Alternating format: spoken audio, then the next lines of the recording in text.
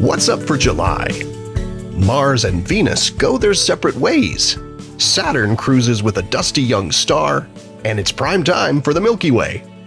You'll find Venus and Mars in the west after sunset throughout July. The pair moved ever closer in the sky during June, and they begin July appearing quite near to each other, but it's time for them to part company. You'll notice them trending lower as the month goes on, with Venus in particular being noticeably lower each night. During the second week of July, reddish-colored Mars will appear very close to the blue-white star Regulus. Mars is quite distant from Earth right now and appears at its dimmest for the year in July and August. This month it appears at about the same brightness as Regulus, and you should easily be able to see the difference in their color with your eyes or a pair of binoculars. They're closest together on July 9th and 10th. And on the 20th, the Moon will pass through, appearing just next to Mars. Mercury also pops up quite low in the sky in the second half of July for those with views of the horizon. During July, you'll have giant planets Jupiter and Saturn keeping you company in the late night and early morning hours. And notably, you'll find Jupiter shining brightly beneath the crescent moon on the morning of July 11th. Now, Jupiter appears quite a bit brighter than Saturn, and it's not just because Jupiter is a little bigger. See, the farther away something is in space, the fainter it tends to be, and Saturn's certainly farther away from Earth than Jupiter.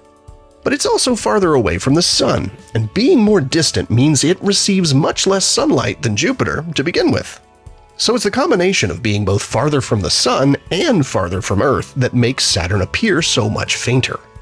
Now, Saturn cruises across the sky with bright star Fomalhaut in July. At around 440 million years old, Fomalhaut is a fairly young star. NASA's Webb Space Telescope recently revealed new details in the dusty debris disk that surrounds it. Webb showed that there's much more structure in the disk than was previously known, with 3 distinct belts made of debris from collisions of larger bodies, probably not unlike the asteroids and comets in our own planetary system. And researchers think the belts most likely are carved by the gravitational forces produced by unseen planets.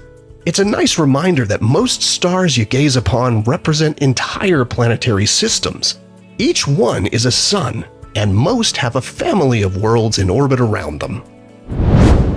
Finally, a reminder that July is prime time for viewing the bright core of our home galaxy, the Milky Way. The Milky Way core is visible looking toward the south in July as a faint diagonal band of light as soon as it's fully dark.